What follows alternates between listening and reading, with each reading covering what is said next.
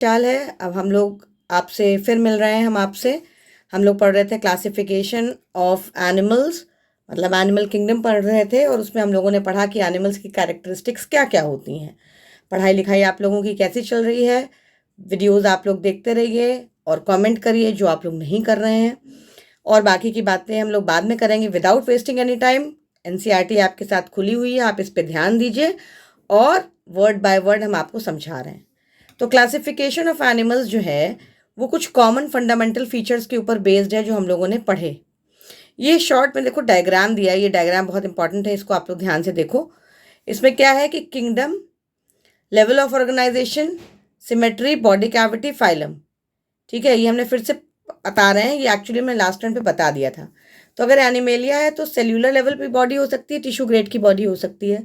Cellular grade की जो body होगी वो मोस्टली एसिमेट्रिकल होती है, जैसे, और वो जो होता है उनके अंदर सीलोम भी नहीं मिलता, यानी एसिलोमेट्स होते हैं, और ये कहलाते हैं पोरिफेरा। टिश्यू लेवल की जो बॉडी होती है, ऑर्गन लेवल बॉडी होती है या ऑर्गन सिस्टम लेवल बॉडी होती है।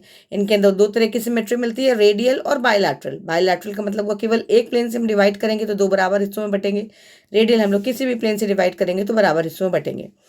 रेडियल वालों में जो एसिलोमेट्स होते हैं फिर वो दो तरीके के हैं, सीलेंट्रेट्स यानी निडेरिया और टीनोफिरा। बायलैटरल जो है ये फिर तीन तरह के सीलोम मिलती है, यानी बिना बॉडी कैविटी के, यानी एसिलोमेट्स जो कि प्लाटियल मेंथिस है। फॉल्स बॉडी कैविटी मिलती है, फॉल्स सीलोम, सीडोसिलोमेट्स कहलाते हैं, एस्किल मेंथिस है। ट्रू सीलोम मिलते हैं जो एनिलीडा, आर्थ्रोपोडा, मोलस्का, इकाइनोडर्म्स और हेमिकोडेटा और कॉर्डेटा है। तो ये सारी चीज़ें छोटा सा एक क्लासिफिकेशन के रूप में हमने देखा था लास्ट टर्न पे। इससे आपको इंपॉर्टेंस भी पता चल गई होगी कि किस तरीके से एनिमल किंगडम में फाइलम्स रहते हैं और कैसे पढ़ना होता है हमको उनको। तो चलिए अब हम आज के टॉपिक पे आते हैं, जिसका है सबसे पहला फाइलम है पोरिफेरा। देखो ऐसा है बच्चों कि हमने देखा कि बहुत सारे बच्चों को प्रॉब्लम्स आती हैं। हम आज का नहीं, हमारे पास 30 साल का टीचिंग एक्सपीरियंस है। तो बच्चे जो है, सबसे बड़ी बात ये है कि एनसीईआरटी पढ़ने को बोला जाता है, और एनसीईआरटी कहीं कहीं पे बहुत शॉर्ट में दिया होता है तो चीज़ें समझ में नहीं आती हैं। तो इसलिए आपसे बार बार विनती है कि आप लोग वीडियो पूरा देखें, शुरू से लेकर अंत तक देखें, जिससे आपकी अंडरस्टैंडिंग एकदम क्लियर हो और आपको अच्छे से समझ में आए कि हम आपको क्या समझाने की कोशिश कर रहे हैं, जिससे कि एनसीईआरटी आपके दिमाग में बस जाए और कोई भी क्वेश्चन हो तो आप फट से निकाल के कहें हाँ ये मैम ने बताया था। तो फाइलम पोरिफेरा पे आते हैं। तो मेंबर्स जो हैं इस फाइलम के, इनको क्या कहते हैं? मेनली स्पॉन्जेस कहते हैं। ये जनरली मरीन होते हैं, मतलब समुद्र में रहते हैं, और एसिमेट्रिकल होते हैं, मतलब कोई सिमेट्री नहीं, टेढ़े मेढ़े सब तरह के मिलते हैं। प्रिमिटिव एक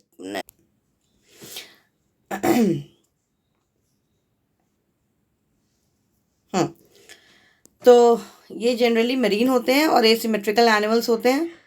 ये प्रिमिटिव है। प्रिमिटिव का मतलब हुआ कि बहुत डेवलपमेंट इनका नहीं हुआ है। मल्टी सेल्यूलर एनिमल्स हैं और इनका सेल्यूलर ग्रेड की बॉडी है, मतलब पूरा सिर्फ सेल्स ही मिलते हैं, इसमें टिश्यूज़ वगैरह कुछ नहीं मिलते हैं। स्पॉन्जेस के अंदर खासियत क्या होती है? सबसे इंपॉर्टेंट, वाटर कैनाल सिस्टम मिलता है। ये क्वेश्चन पूछा जाता है कि कैरेक्टरिस्टिक क्या है खास, और ये पूछा जा सकता है या पूछा जाता है कि water canal system, water transport system किस फाइलम में मिलता है? तो आप सीधे सीधे बता देंगे पोरिफेरा में मिलता है। ठीक है ना। वाटर जो होता है क्या होता है? वो ऑस्टिया से एंटर करता है। छोटे छोटे पोर्स होते हैं पूरे बॉडी में, वो बॉडी वॉल के अंदर होते हैं, और अंदर से जा कर के पानी कहाँ जाता है? सेंट्रल कैविटी में जाता है, और इनकी अंदर की कैविटी जो होती है स्पंजोसील, उसमें जाता है, और वहाँ से फिर वो ऑस्क्यूलम से बाहर निकलता है। तो आप सोचिए क्या होता होगा। ऑस्टिया जब पानी अंदर फेंकता है तो उस पानी के अंदर उनका खाना भी आ जाता है और ऑक्सीजन भी आ जाती है। फिर वो सेल्स के अंदर उसका डाइजेशन होता है, वेस्ट प्रोडक्ट्स बनते हैं, वेस्ट प्रोडक्ट्स बनते हैं और कार्बन डाइऑक्साइड भी बनती है।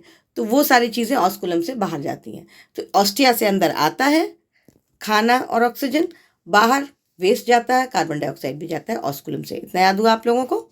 चलिए, तो ये पाथवे जो होती है वाटर ट्रांसपोर्ट की, ये बहुत ही हेल्पफुल होती है खाना इकट्ठा करने में, जैसा कि बताया आपको।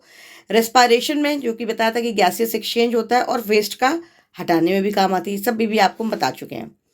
क्वानोसाइट्स होते हैं, उनको कॉलर सेल्स भी कहते हैं। ये जो होते हैं ये इनकी स्पंजोसील के किनारे किनारे मिलते हैं। क्वानोसाइट्स जो थे कॉलर वाले सेल्स होते हैं और स्पंजोसील को लाइन करते हैं, मतलब इनकी कैविटी को लाइन करते हैं।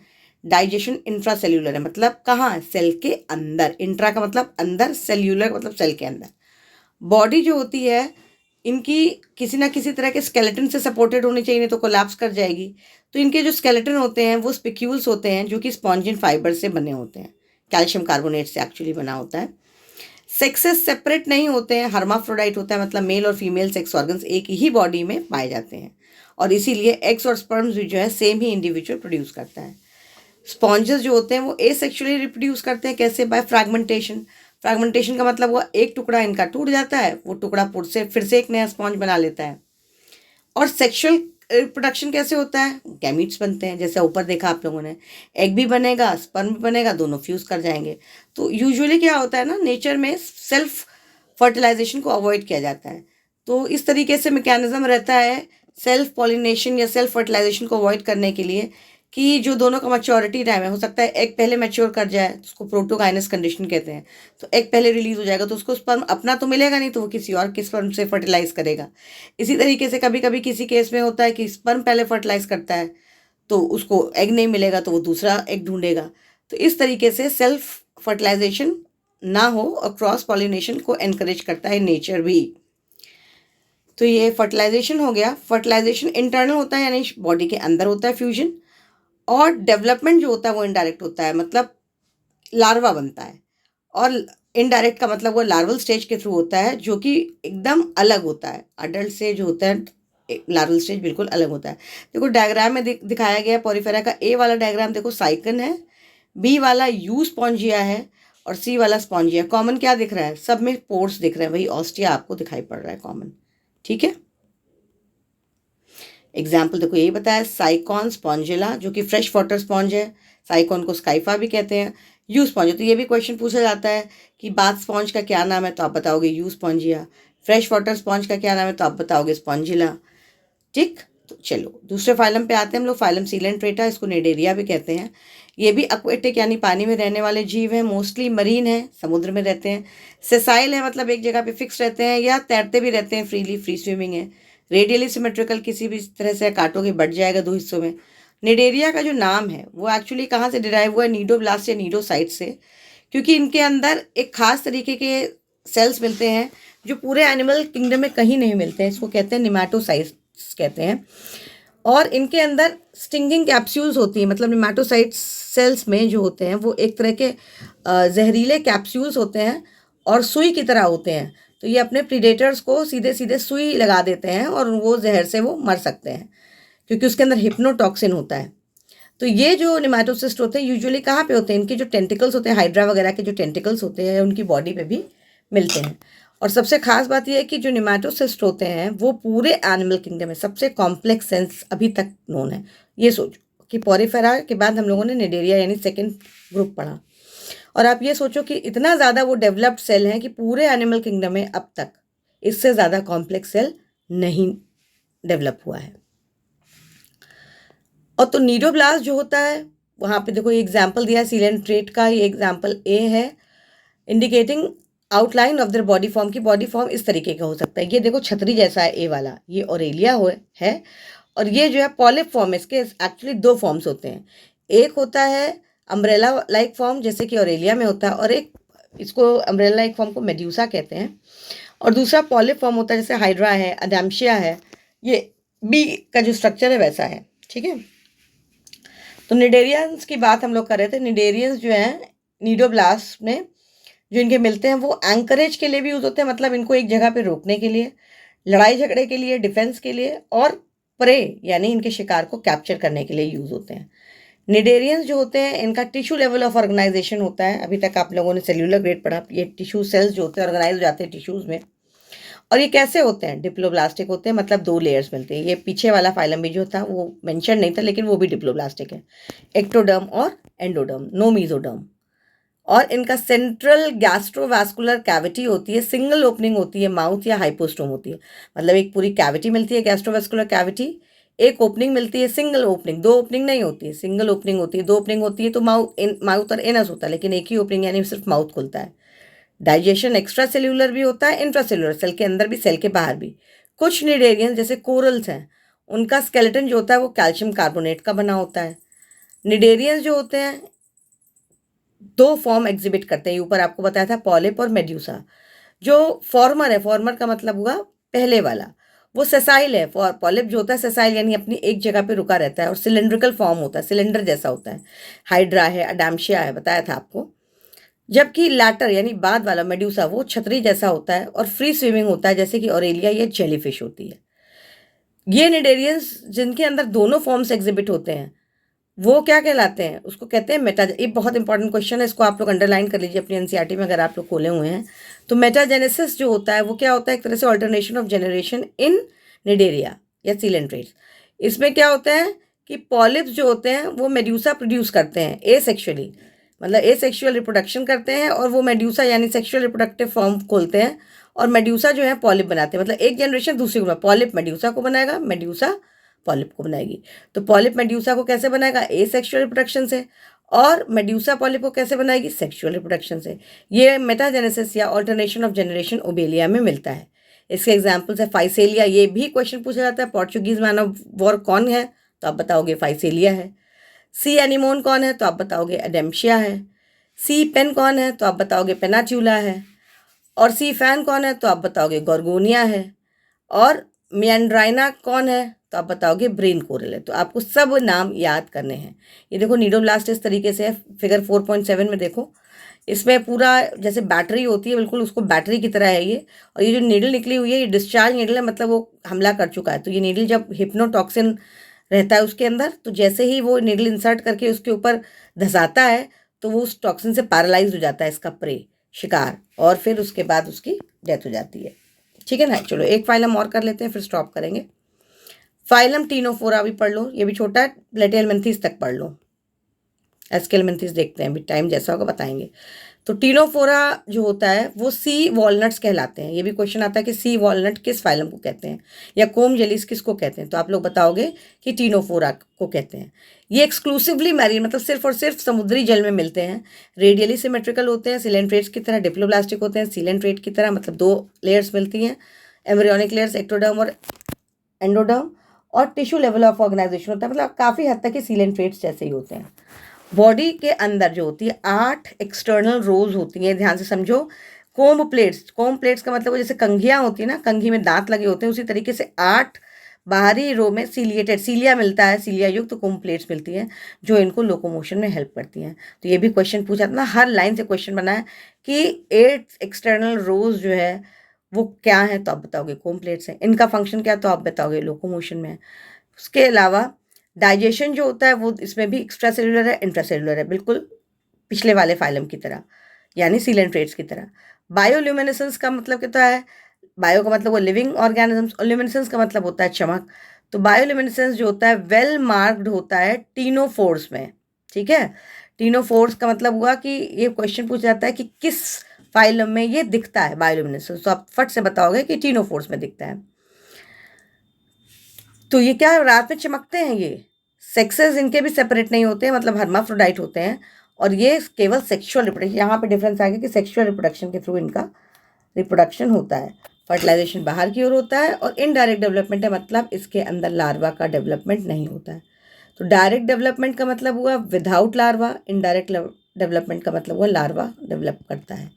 एग्जाम्पल क्या है? प्लूरोब्रेंकिया और टीनोप्लाना। ये भी क्वेश्चन पूछा जाता है कि प्लूरोब्रेंकिया और टीनोप्लाना किस फाइलम को बिलोंग करते हैं। ये देखो टीनोफोरा का एग्जाम्पल है, प्लूरोब्रेकिया है, बनाया हुआ है बॉल की तरीके से है, ये होम प्लेट्स मिलती हैं इसमें। चलो नेक्स्ट फाइलम पे आते हैं, फाइलम प्लैटिहेल्मिन्थीस। ये जो है डॉर्सो वेंट्रली फ्लैटेंड, मतलब आगे से पीछे से सब तरफ से चपटे हैं, इसलिए इनको फ्लैट वर्म्स कहते हैं। ये मोस्टली एंडोपैरासाइट्स होते हैं, मतलब अंदर की ओर रहते हैं और अपना भक्षण जो है दूसरी चीज़ों से करते हैं, मतलब होस्ट की बॉडी से करते हैं। ह्यूमन बींग्स में भी मिलते हैं ये। फ्लैट वर्म्स जो होते हैं बाइलैटरली सिमेट्रिकल होते हैं, मतलब वही एक ही हिस्से से एक ही प्लेन से 2 बराबर हिस्सों में बांटा जा सकता है। यहाँ से देखो ट्रिप्लोब्लास्टिक शुरू हुआ, मतलब 3 बॉडी लेयर्स आपको फाइलम प्लैटिहेल्मिन्थीस से मिली, लेकिन ये एसीलोमेट अभी भी है, मतलब कोई सीलोम नहीं मिलती है। प्लैटिहेल्मिन्थीस तक आपको पूरा एसीलोमेट्स मिलते हैं एनिमल्स। और इनका लेवल ऑफ ऑर्गेनाइजेशन आपको क्या मिला? Organ level. हुक्स और सकर्स मिलते हैं। ऑब्वियस सी बात है कि हुक्स और सकर्स जो है ये जिस भी होस्ट में रहेगा तो उसके लिए हेल्प करता है अटैच करने में। तो ये हुक्स और सकर्स उसको अटैच करते हैं एलिमेंट्री कैनाल में होस्ट की, और वहाँ से ये अपना न्यूट्रिशन लेते रहते हैं पैरासिटिक फॉर्म्स बन के। कुछ जो होते हैं क्या करते हैं?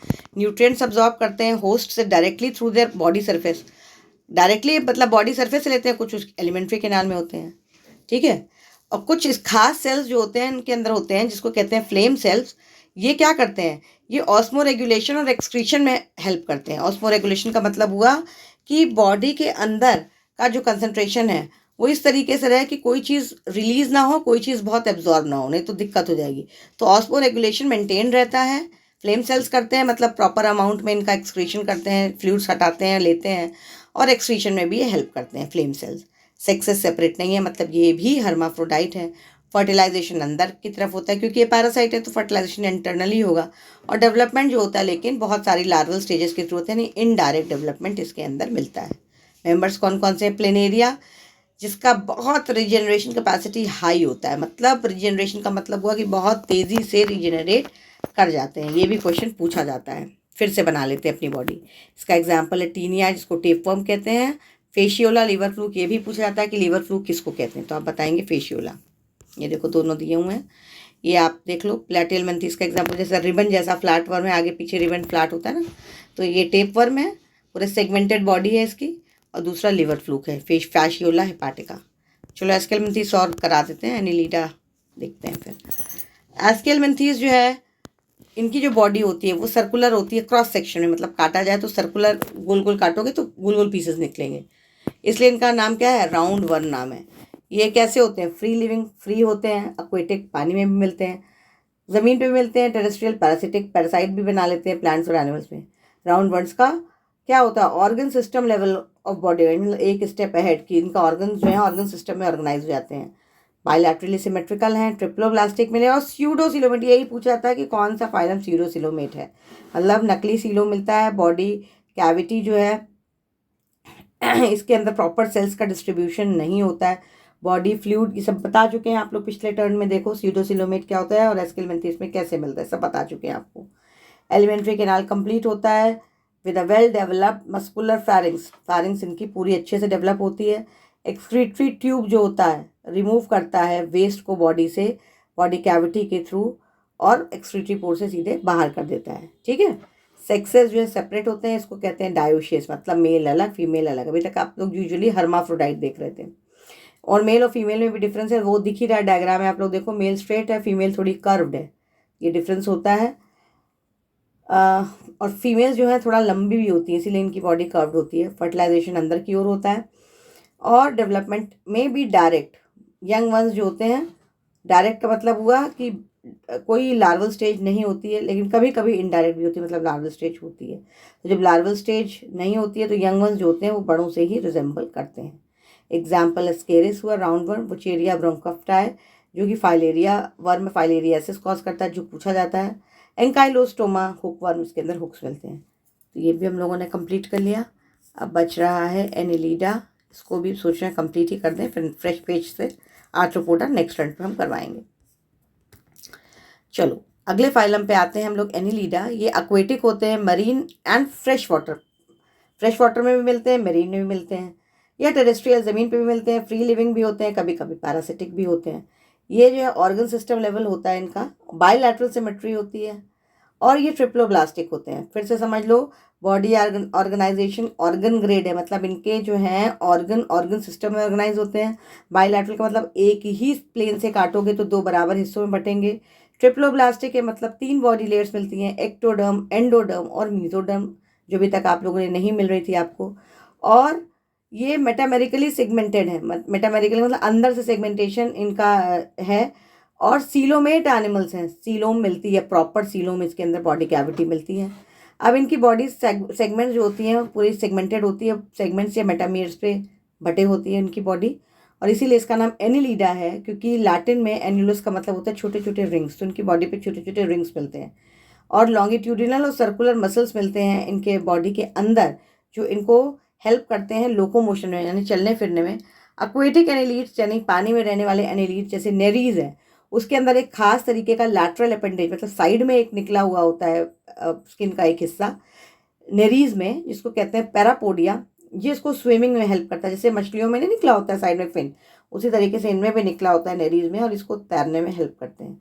क्लोज सर्कुलेटरी सिस्टम इसके अंदर मौजूद होता है। क्लोज का बताया था आप लोगों को कि जो है ब्लड जो होता है प्रॉपर वेसल्स में बहता है। नेफ्रीडिया जो है सिंगुलर उसका नेफ्रीडियम होता है, ये इसके अंदर मिलता है। ये भी पूछा जाता है कि किस फाइलम में नेफ्रीडिया मिलता है, और ये ऑस्मो रेगुलेशन और एक्सक्रीशन दोनों में हेल्प करता है। न्यूरल सिस्टम जो होता है, अब यहाँ से स्टार्ट हुआ नर्वस सिस्टम, उसके अंदर एक जोड़ा गैंग्लिया मिलता है, और ये गैंग्लिया जो है वो लैटरल नर्व से जुड़ा हुआ होता है। और कहाँ जाके जुड़ जाता है, डबल मतलब दोहरा वेंट्रल नर्व का दो जैसे होते हैं उससे जाकर के जुड़ता है। समझ लो फिर से, नर्वस सिस्टम में एक जोड़ा गैंग्लिया है, एक जोड़ा गैंग्लिया जो है लैटरल नर्व से जुड़ा होता है, और लैटरल नर्व्स जो है मतलब गैंग्लिया जो है लैटरल नर्व से जुड़ करके जाके जुड़ता है किससे, डबल वेंट्रल कॉर्ड से जुड़ता है। याद रखो इसको, इंपॉर्टेंट अंडरलाइन कर लो। नेरीज जो होता है एक एक्वेटिक फॉर्म है, ये डायोशियस है, मतलब मेल और फीमेल सेपरेटली मिलते हैं, लेकिन अर्थवॉर्म और लीचेस जो है मोनोशियस है, यानी एक ही में दोनों रिप्रोडक्टिव ऑर्गन्स मिलते हैं। रिप्रोडक्शन हमेशा सेक्सुअल होता है, मतलब एसेक्सुअल रिप्रोडक्शन नहीं मिलता है। देखो जैसे जैसे हम लोग ऊपर बढ़ते जाएंगे वैसे वैसे हम देखेंगे एसेक्सुअल रिप्रोडक्शन रिड्यूस हो रहा है। तो इससे यही समझ में आएगा कि सेक्सुअल रिप्रोडक्शन जो है एडवांस्ड फाइलम के साथ डेवलप होता है। इसका एग्जाम्पल है नेरीज, फेरेटिमा, फेरेटिमा अर्थवर्म है, और हिरुडिनेरिया जो है ब्लड सकिंग लीच है। डायग्राम में देखो एनालिडा का दिया है, नेरीज का दिया है, किस तरीके से इसमें वो है सेगमेंट्स हैं, और दूसरा डायग्राम दिया है हिरुडिनेरिया का। लीच है ये जो हमको पकड़ लेता है और खून पी जाता है ना, पता हुआ बहुत लोगों को।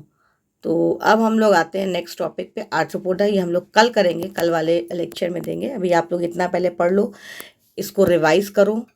रिवाइज करने के बाद तरीका क्या होता है, अगर हमने बता दिया आपको तो एक बार रिवाइज करो। अपने एनसीईआरटी को जो हमने इंपॉर्टेंट पॉइंट्स बताए हैं उसको अंडरलाइन करो, जिससे कि आपको एग्ज़ाम में वो रिपीट करना अच्छा लगे और रिवाइज करने में आसान हो। ब्लैंक स्पेसेस आपके एनसीईआरटी में बहुत है, कुछ इंपॉर्टेंट पॉइंट्स आप लिखना चाहो तो वहाँ पे नोट बना के आप लिख सकते हो। ये सब चीज़ें आप लोग करना शुरू करो। अच्छा, ये तो हो गया है, ये चैप्टर हम कंप्लीट कर देंगे 2 दिन में, 2-3 दिन में। और उसके बाद फिर अभी अभी दूसरा वीडियो भी हम आपको सोच रहे हैं बना करके दें, जो भी रेस्पिरेटरी सिस्टम जो हमने आपका कंप्लीट किया उसके ऊपर थोड़े से क्वेश्चंस आप लोग और कर लो तो आप लोगों को कॉन्फिडेंस आ जाएगा। ठीक है, तो हम लेक्चर बंद कर रहे हैं, और आप लोग प्लीज़ सब्सक्राइब करो। नीचे बेल आइकन बनी हुई है, उसको बटन को पुश, जैसे ये लेक्चर कंप्लीट होगा नीचे बना होगा उसको आप सब्सक्राइब कर दो। सब्सक्राइब कर दोगे तो आपको नोटिफिकेशन मिलेगा, क्योंकि डेली जो है हम आपको वीडियोस डाल रहे हैं। धीरे धीरे करके ये पूरा NCERT class 11th class 12th हम कवर करने वाले हैं, और साथ साथ में हम आपको PYQs वगैरह भी करवाते हैं, डिस्कस कराते हैं कि सारे ऑप्शंस डिस्कस करते हैं कि वो सही है तो गलत क्यों है, सारी चीज़ें डिटेल में देते हैं। तो धीरे धीरे लाइब्रेरी बढ़ रही है, लेकिन उससे पहले हमारे साथ चलने के लिए, जर्नी पूरी करने के लिए आपको सब्सक्राइब करना पड़ेगा ना भाई। और पूरा वीडियो देखो ना, थोड़ा सा देख करके छोड़ दोगे तो पूरा कहानी देखोगे तब तो पूरी कहानी का मज़ा आएगा, बीच में छोड़ देते हो तुम लोग। तो पूरा देखो और सब्सक्राइब करो, ठीक है। सब्सक्राइब ज़रूर करो, जैसे ही एंड करो वैसे ही नीचे एक बेल आइकन है, फट से उसको सब्सक्राइब करो। चलो इस बार हम देखते हैं आप लोगों ने कितने लोगों ने सब्सक्राइब किया, और मेहनत कड़ी करो। सबसे इम्पोर्टेंट तो ये है, हमको भी सब्सक्राइब करने से ज़्यादा कि बहुत कड़ी मेहनत करो, रात दिन एक कर दो, क्योंकि तुमको कुछ करना है। ठीक, चलो ऑल द बेस्ट बच्चों, पढ़ाई लिखाई जारी रखो।